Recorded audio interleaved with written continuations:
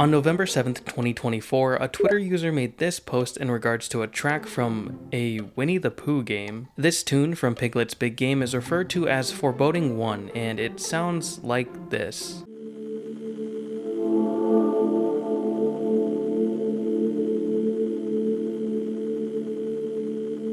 It's a track that really lives up to the name. Just a day later, another Twitter user shared a clip of gameplay from Piglet's Big Game, and it's pretty strange to say the least. The clip shows Piglet running around an unsettling castle all while this unnerving music is playing in the background. Seeing an adorable little Piglet wandering around the Spencer mansion was equally hilarious and concerning. These two tweets exploded in popularity, turning Piglet's Big Game into a viral sensation. One Twitter user described the game as baby's first Resident Evil and or Silent Hill, a comparison that I often see thrown around whenever this game is brought up. The popularity of PBG spawned numerous memes and fan art of people drawing comparisons between Piglet, Silent Hill, and Resident Evil. On top of all of the memes, a ton of different questions had sprung up as well, such as who made Piglet's Big Game? And why did the devs make this kid's game so unnerving? And most importantly, what the f happens in this game? So for today, we are doing a little deep dive into Piglet's Big Game.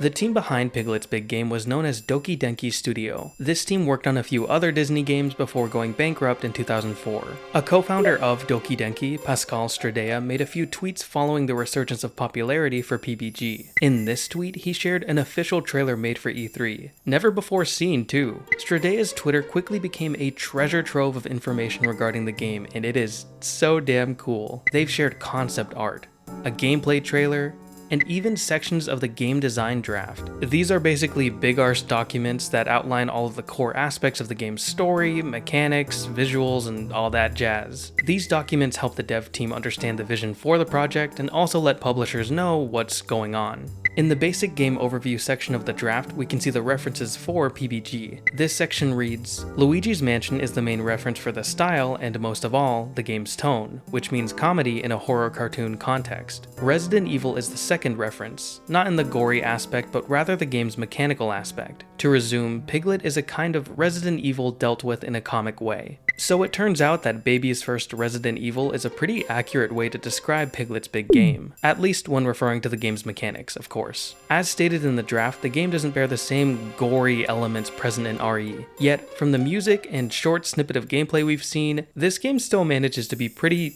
spooky for a kid's game. The game kicks off with a little cutscene showing off Piglet going on a stroll through the 100-acre woods. Everyone's busy with their chores and Piglet's just enjoying that crisp fall weather. However, the relaxing moment is ruined when Piglet spots a Granosaurus jump out from a pile of leaves. He runs away and bumps into Christopher Robin, who helps reassure Piglet that the Granosaurus was just his imagination. Christopher Robin tells Piglet that it's time for him to face his fears and embrace his inner hero. But Piglet feels like he doesn't have what it takes to be a hero and makes his way out of the 100-acre woods. At the same time, everyone else ends up falling asleep and having nightmares full of heffalumps and woozles. There's evil among the residents of the 100-acre woods. I gotta go. So now it's up to Piglet to face his fears and help save everyone from their nightmares. With this little telescope, you can jump into the minds of Piglet's friends and help sort out their problems. I don't know why Piglet can do that. I don't know if it's actually Piglet. I don't know if it's just his friends dreaming that he's there and he's not actually there. My headcanon is that Piglet is a psychonaut, so there are 6 dreams to explore, and as such, there are 6 levels in the game. There's the dream of Pooh, Roo, Owl, Eeyore, Rabbit, and Tigger. We unlock each level in pairs, with our first pair being Pooh and Roo, and we're just gonna cut through them all in order. But before we do, check out this options menu. All of the options are represented by different objects within the game. You interact with the frogs to adjust the volume, with the biggest frog being the loudest and the smallest being the quietest. The dartboard is used to adjust the screen, and this giant contraption is used for enabling the rumble feature. Having all of the options contextualized within the game world itself is just, that's so cool. I know that the bar for the quality of an options menu in a video game is very, very low, but this has to be at least like top 5, right? Like this is so cool. All right, we'll talk about the levels now.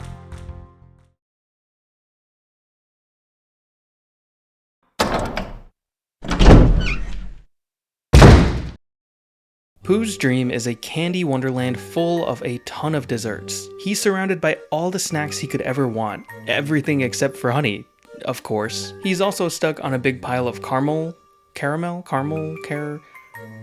The goal here is to save Pooh and, most importantly, find him some honey. In this level, we're introduced to basic gameplay mechanics. Basically, we go up and interact with anything surrounded by a sparkling circle. We can chat with friends, pick up items, and use these items on various objects. For example, we pick up this stick here to help Pooh out of the We pick up this stick here to help Pooh out of the little sticky pile thing he's been stuck on. Now this is where I think the game pulls a lot of its Resident Evil inspiration from. Not saying that it's the only horror game out there to incorporate puzzle elements, of course, but there's one specific puzzle in PBG that I believe directly references RE. In another level, which we'll come back to later, we need to get this blue gem from this statue. This room looks really similar to the exhibition room from the Spencer Mansion in RE1. Both rooms feature a giant statue at the center of the room, paintings along the walls, and a key item that can be found on the statue.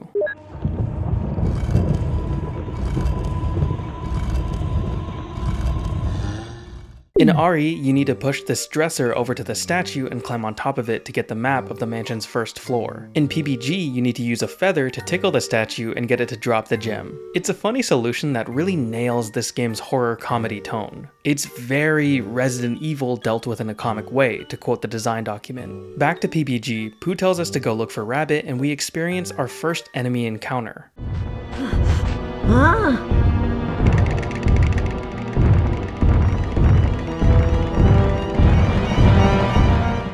Now, as a game that cited Resident Evil as one of its main inspirations, I was dying to know what combat was like. Are we carefully managing a variety of limited resources? Is Piglet whipping out that samurai edge? Is there auto-aim? Because mine is really bad. No, we're not doing any of those things.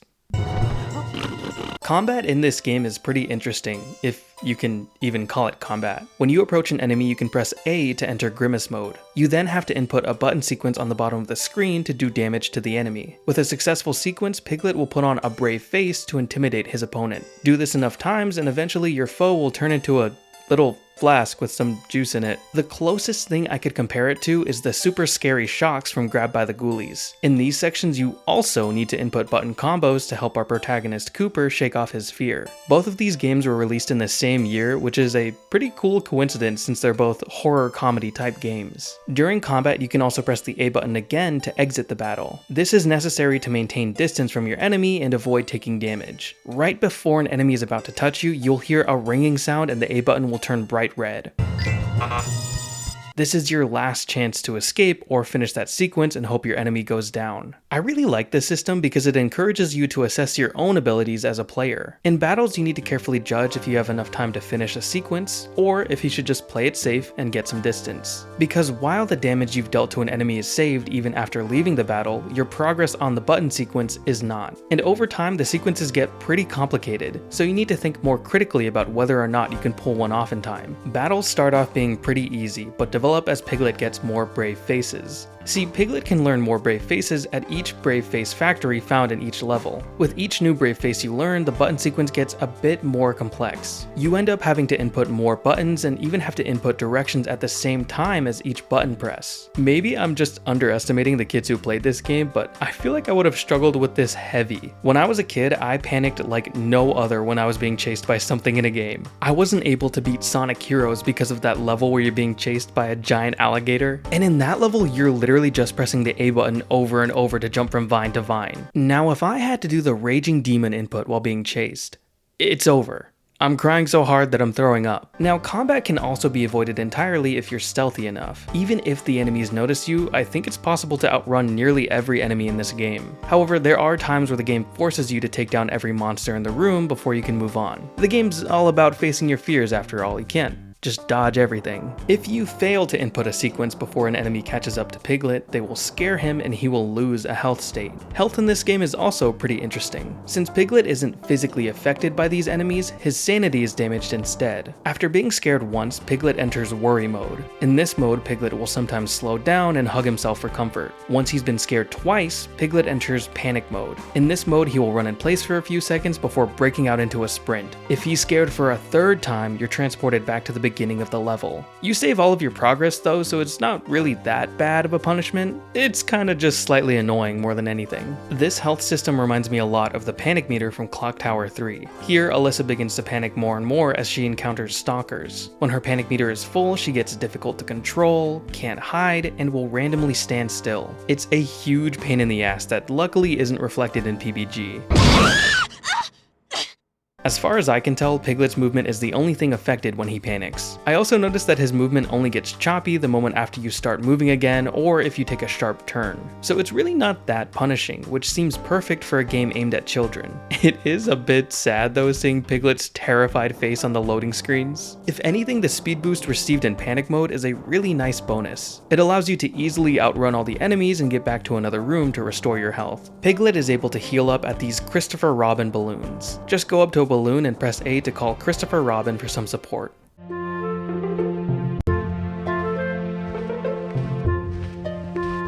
Everything will be alright, Piglet. To overcome your fears, you must believe in yourself. Oh, thank you, Christopher Robin. I feel better already. Aw, I really like this healing system because I like to think that it was meant to show kids how to calm down if this game ended up scaring them. The kids see Piglet seek comfort in a trusted individual and maybe they were inspired to do the same, running to their family after becoming upset, but ultimately being able to return to the adventure and continue. Because damn, can this game get a little strange at times. Back in Pooh's dream, we can battle the Heffalump we found here, but once we defeat the monster, the music gets very unnerving.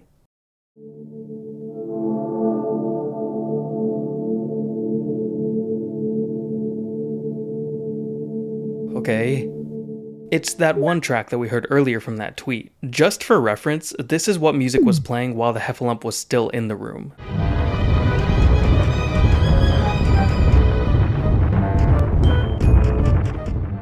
And then it changes to this.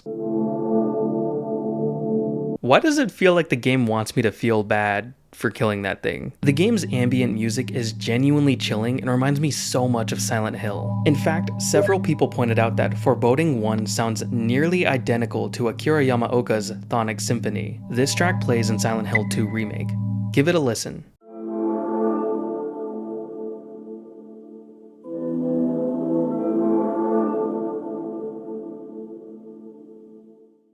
A lot of people began to think that PBG was sampled for SH2 Remake, but the truth might actually be a bit less exciting. It's much more likely that these tracks both use the same sample from the same sample library. Over on Twitter, this user identified that Foreboding 1 was composed by Philippe Codeco and uses a sample from SoundScans, a sample pack produced by Codeco in collaboration with David Torn. Torn is pretty well known for his sample CD Pandora's Toolbox. There are a lot of games that have sampled Pandora's Toolbox, even a few Resident Evil games. This is a track from Pandora's Toolbox called To Burble and Pine.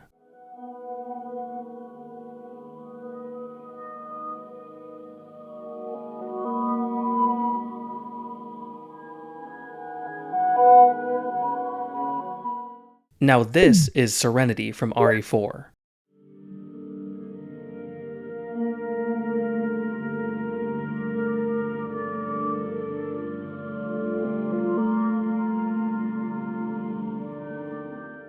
Pretty cool, right? There are multiple volumes of Torn and Codeco's SoundScans project, but the Foreboding 1 sample originates from SoundScans Volume 14, Twisted Special Effects. The track here is called Ambient 4. So, sadly, no, I don't think Yamaoka straight up ripped a track from PBG. Either way, it's still a really funny coincidence. The fact that there's any connection at all to Piglet and James Sunderland is nuts. Okay, big side tangent is over. What were we doing? Oh yeah, we end up finding Pooh some honey, and that's pretty much it for this level. We head back to the telescope, and now it's time to visit Rue's dream.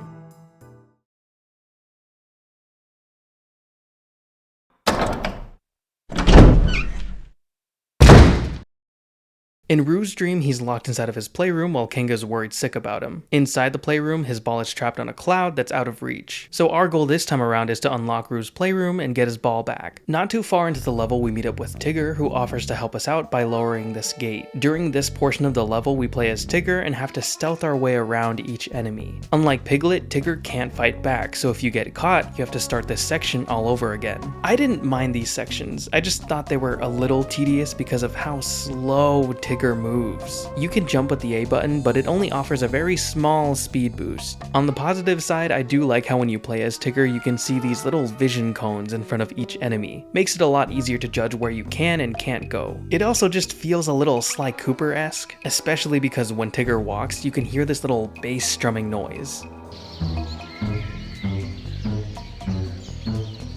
Sick.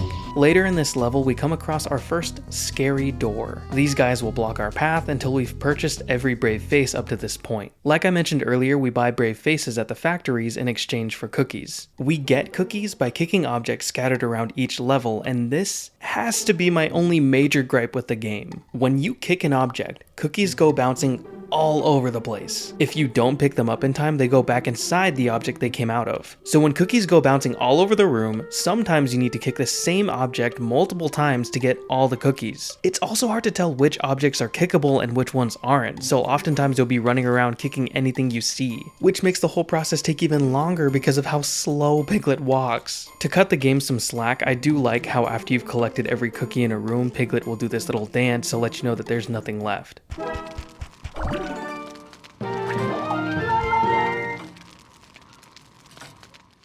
It really helps out for any time you need to backtrack to a previous level to get more cookies to buy a new brave face. And as we've already established, you need to buy every brave face. The first one only costs 50 cookies, but they slowly ramp up in price. I added up the prices of every brave face and found out that you need to get 850 cookies to beat the game. Each object only spits out 5 cookies each, so you'll spend a ton of time chasing cookies. It's not a huge deal, but like, damn, that sucked. So, a fun little fact about this game, the scary door is voiced by Michael Gove. This is the same voice actor as Sadler from RE4. Did you really think I'd trust an American? To tell you the truth, I was contemplating how to get rid of him. He also voices Gopher. Sonny, I'll certainly help you out. That man, he's got some range.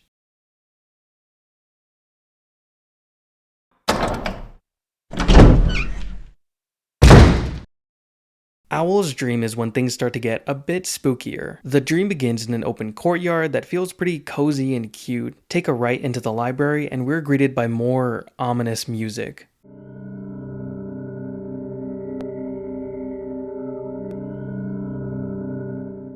We solve the puzzle here and get to make our way up to these steps where we find Pooh trapped behind a cage. To lower the cage, we play as Pooh and go looking for the switch. These sections are like the complete opposite of the Tigger sections. Pooh can't be stealthy because of his growling stomach, so now every monster just knows that we're here and they chase after us relentlessly. Pooh also can't fight back, so you're kind of just looping these guys around until you eventually find the exit and you just book it. What sucks about the Pooh sections is that some rooms have branching paths with dead ends. And because of the fixed camera, you can't look ahead and see what's in each room. So if you go the wrong way and enemies are close behind, you're just screwed. I got trapped in this second room here for so long because I had no idea where the exit was. I just kept bumbling around these shelves. Once we flip the switch and the gate is lowered, we can come back to these areas as Piglet. There's a chessboard puzzle in the library where the goal is to arrange the pieces in a way that we can take out this bishop. Immediately, I began to wonder if this puzzle was inspired by the chess puzzle in RE0's director office. Not only because they're both chess puzzles, but because you also use your character to push giant pieces across a giant chessboard.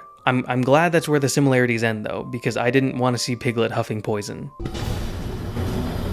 From here on, we go into the different rooms, solve puzzles, same old, same old. I just want to talk about the music that plays in the other areas of Owl's dream. It's more of that ambient, eerie, unsettling stuff.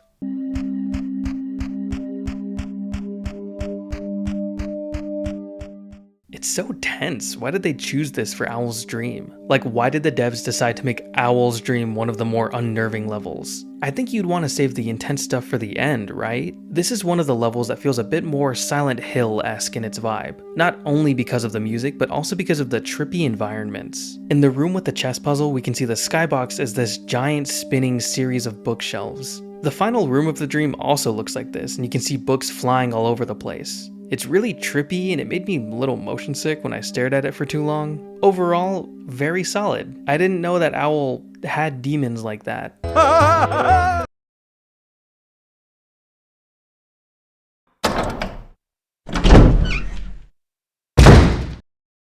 I'd argue that Eeyore's Dream is probably the spookiest level in PBG. It's also the one that I feel most proudly wears its Resident Evil inspiration on its sleeve. The dream begins in a stormy forest full of ghoulish trees and jack-o'-lanterns. Solving a puzzle in the next room opens up a path in Eeyore's house. This stairway leads underground into a giant castle. The walk up to the castle's entrance just feels so cinematic and cool. That camera angle makes you really feel like this tiny little speck in this giant castle. It's perfect for portraying how small and helpless Piglet feels, as he thinks that a hero needs to be big and strong. It is a little nonsensical though. I mean, you go into the basement of Eeyore's house and you find yourself in a castle that has windows peering into the outside world. Shouldn't this just be like a bunker or something? Whatever, it's a dream, it's a dream. The camera angles that are used in PBG are another mechanical similarity to RE. In addition to creating very cool shots like this one used at the castle, the cameras also help build suspense. When you walk into a room, you can immediately hear Heffalumps and Woozles stomping around.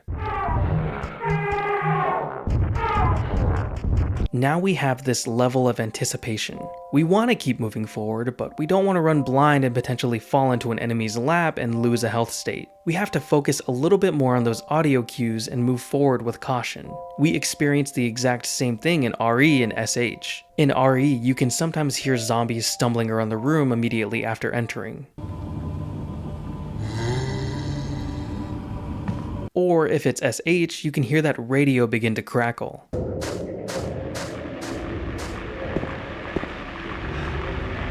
I sometimes got around this in RE by aiming my weapon. If Jill or Chris auto-aimed in a random direction, that's how I'd confirm something was in the room while also figuring out where it is. You can kinda do the same thing in PBG by waiting for the A button to appear. If it does, that's how you know you've caught the enemy's attention. Then you can knock them out while you're battling. It's when both of those methods fail that things start to get a bit more intense. We can hear something in this room, but we have no idea where it is. And that freaked me out sometimes. With RE, not PBG. I'm not scared of the kids game, guys, I promise. I was only scared of that level in Sonic Heroes because I was like 5, cut me some slack. The fixed camera in PBG actually follows Piglet as he moves through each room. This is a lot different than the static cameras in classic RE and feels a bit more in line with the dynamic cameras in Remake. You can see how these cameras will very slightly follow Jill's movements here. As sad as I am that PBG doesn't have a ton of these sick camera angles, I think it makes sense for PBG to play like this. It's a game for kids after all, and fixed camera angles can be a bit disorienting. This game already feels pretty difficult for a kids game, so it shouldn't be made any harder. Inside the castle we find Eeyore, who's sad about all the colors being gone. The goal here is to find every color and restore the castle to its former glory. In each of the 3 rooms we find a gem of color. To obtain them all, we need to solve the puzzles in each room. As I've said before, this level is the one that feels the most RE inspired, not only because of the myriad of puzzles, but also because of the environment. With all of the colors gone from the castle, this level sports a grim and moody appearance. Even spooky locations like the creepy forest at the start of the stream are still bright and colorful. In contrast, the castle is much more bleak than anything we've explored so far. Something as simple as desaturating the colors goes a long way in making the level feel way more unnerving. The coloring and lighting in this level makes it feel much more similar to a horror game made for adults. Combine that with the ambient music and we have a fantastic horror-themed level that won't outright terrify its target audience. Or at least it shouldn't. If you grew up with this game, let me know how this level made you feel. I really like how there's still moments of humor sprinkled throughout the level. In the room with the statue holding the blue gem, we can see paintings and busts of Eeyore's face. Then there's the previously mentioned puzzle where you need to tickle the statue to get its gem. This level is funny, spooky, and cute all jammed into a single package. It perfectly embodies that message from the game design draft, comedy in a horror cartoon context. One area of the castle I found to be especially unsettling is this room where you can find a piano playing itself. At first I thought, ooh, a self-playing piano, that's pretty crazy. Then I actually listened to what the piano was playing.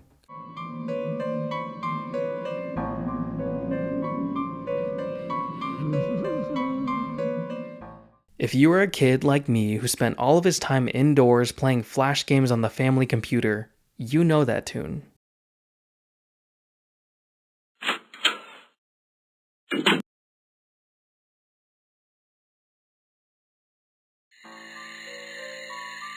This is The House, a flash game developed by Sentai Studio. This is a point-and-click horror game where you investigate a haunted house. I remember discovering this game back in 2011? Oh my god. It was pretty popular at the time. I remember it being one of those creepy games you'd play at a sleepover. It was like Slender, but before Slender. The main theme that plays in both The House 1 and 2 borrows this piano tune from Piglet's Big Game. I searched up this track on YouTube and the comment section is full of people referencing The House. The House and this theme specifically used to scare the shit out of me as a kid. Hearing it while I was playing through PBG damn near activated my fight or flight response. I'm glad we can all reminisce on this trauma together. If you've never heard of The House and want to give it a go, just know that the games aren't super good. You're pretty much just clicking around the screen until jump scares happen. Then once you've triggered all the events, you move on to the next room. Rinse and repeat this process and eventually you're done. I had a hard time figuring out if this piano track came from a sample library or if it originated from some other piece of media. So, due to my own incompetence, I am just going to assume that the House devs ripped this track straight from PBG. Once every color is obtained, the castle is restored to its former glory. We then have to jump down a series of holes and deal with these tuba Heffalumps. Nice. Then, after that, Eeyore is slightly less sad. Thanks for cheering me up, Piglet.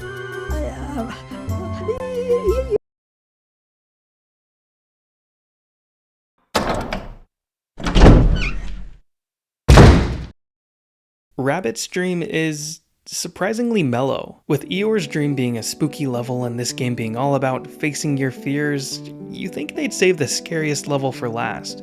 But they didn't. In this dream, Rabbit's carrot extractor is broken and he needs to fix it before the rain comes and ruins his crops. So our goal is to fix the carrot extractor and also help Rabbit out of this hole he fell in. This level doesn't have any super unnerving locations to explore or any ambient chilling music. This level is very chilled out and relaxing. In fact, many areas don't have any music at all. All you can hear are the various sounds of nature. Birds chirping, running water, and gusts of wind make this level feel like a literal walk in the park.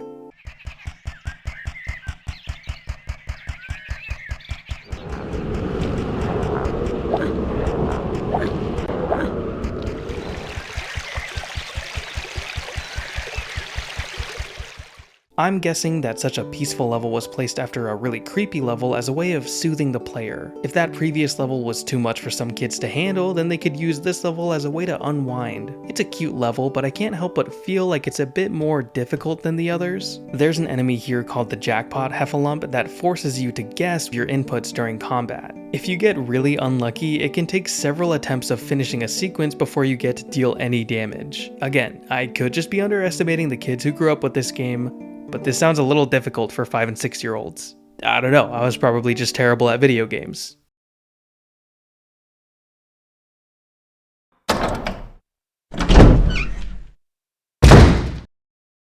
The last dream in the game is Tigger's dream. He's upset about losing his stripes, so it's our job to find them and return them to him. This level is also pretty chill and laid back, just like Rabbit's dream. We have another section here where we play as Pooh, and I got stuck on it for an embarrassingly long amount of time. Also, look at Piglet's face here after he hands Pooh some honey. Oh, do slow down, Pooh Bear, or you may get a tummy ache. Ugh. Roo spots Tigger's stripes inside of a haunted house and we make our way inside. The sound of wind flowing through the building is a bit unsettling, but the house itself is brightly colored and friendly in its appearance. We brighten up the place with a few candles and we finally get to see the stripes. What follows is a super annoying segment where we need to chase and catch each of the stripes. All of them run leagues faster than Piglet, so the strat is to trap them in a corner so you can grab them. Sometimes the stripes get stuck, and sometimes they don't, and they just squirm their way out of the corner. You also have to do this on a timer. If you don't catch the stripes in time, the candles will go out, forcing you to relight every single one. It sucks! On the bright side, you're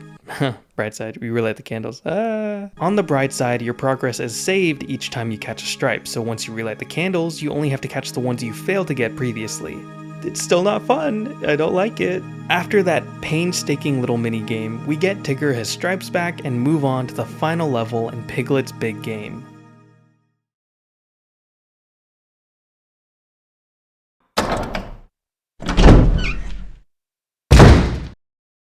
In the real world, a rain has flooded the 100-acre woods, so Piglet has to help each of his friends get to safety. We first come across Owl, Roo, and Pooh, each trapped with a monster from their dreams. On this main platform, we use each of the objects scattered here to reach our friends and scare away the monsters. Except for Owl. We show him his memory book and remind him that he can fly, so he just flies away. He doesn't offer to fly and help Pooh or Roo though, he just leaves.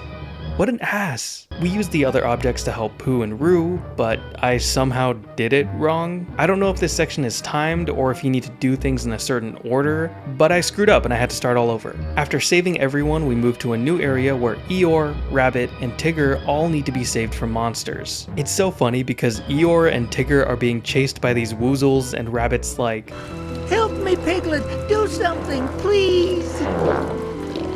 bro, just stop shouting and you're good. We help them out the same way we helped the first group, and that's everybody saved. Once everyone is all together, the Granosaurus from the beginning of the game appears and chases after the group. We scare him off in a very straightforward boss fight, and that's it. We've beat the game. I'm sure you may have noticed already, but there was a surprising amount of effort put into this game. Most licensed games are typically rushed cash grabs that are mediocre at best and utter garbage at worst. But Piglet's Big Game is genuinely a solid game on its own, and to me that's much more shocking than its survival horror inspiration. It's even more remarkable when you consider that this is a tie-in game with Piglet's Big Movie, a film that, believe it or not, does not seem to be inspired by Resident Evil or Luigi's Mansion. This film even released a whole month after the game did, which might explain why the game's story is so wildly different. Tie-in games will often do this thing where their story loosely lines up with the movie or show that they're based on. For example, the SpongeBob movie game more or less follows the same story as the movie. SpongeBob and Patrick get wasted, they go on a road trip, they meet not David Hasselhoff, and they get Neptune's crown back. Meanwhile, Piglet's Big Game doesn't follow any of the same events that happen in Piglet's Big Movie. After rewatching the movie, the only similarity I noticed was that both stories begin with Piglet leaving the woods after being ignored by his friends. The film follows Pooh and friends searching for Piglet while also reminiscing on their previous adventures. In time, they realize how brave and kind Piglet was and how they all sort of took advantage of Piglet's kindness. At the end of the film, they find Piglet, apologize for being awful, and remind Piglet of all the amazing things he's done for everyone. The only big thing I noticed about the film is that there's a scene where Kanga gives Piglet a cookie. Later, Pooh says something about wanting to eat some cookies, and I'm guessing this is why you collect cookies in PBG. That, or cookies are just a favorite snack for the residents of the 100-acre woods? I don't really know. Sad to say that I'm not 100% caught up on all the Winnie the Pooh lore. As of now, Piglet's Big Game sits in the Internet Hall of Fame for being a shockingly ominous and unsettling game aimed at children. This reputation led to the game selling for hundreds of dollars. In this article from Game Rant, we can see that PBG was once going for $300 on eBay. This article was posted on November 14th, 2024, just a few days after the viral tweets regarding PBG. Since then, prices have deflated a little bit, and now you can buy the game for the low price of 80 bones on eBay. Crazy. Not too long ago, I went to a shop in New York selling books, games, figures, one of those types of stores. I hobbled on over to the game section and found Billy Hatcher going for $89.99, Dance Dance Revolution Mario Mix for $74.99, and F-Zero GX going for $84.99. But that was all nothing compared to Rule of Rose selling for $705. My god. I'm just bringing this up because I want to take the time to say, do not pay $80 for Piglet's Big Game. This game is not worth $80. It is a good, cute little game, but you're not missing out on anything by not playing it. Take that $80 and put it towards something else. Maybe an experience. Something that could change your life forever. Like Billy Hatcher. Thank you so much for sticking with me through this very long deep dive into Piglet's Big Game. I wanted to cover it like months ago, but so many people were quick to beat me to the punch that I just gave up and wanted to wait until the hype died down. The hype for PBG broke out just a few days after I made my video on Sly Cooper, where I examined all of the spooky things in that game that freaked me out as a kid. So once I saw PBG, I was like, this is perfect, I need to talk about this. If you liked this video, be sure to check out my Occult in the Ordinary series, where I examine horror elements and non-horror games. And feel free to follow me on socials. I don't use my socials. I don't know why I'm plugging my socials. Anyways, thank you so much for your support. It means the world to me. Let me know if you enjoyed this topic or if there are any other games you want me to discuss in the future. I'm open to all sorts of stuff. Yeah. Take care.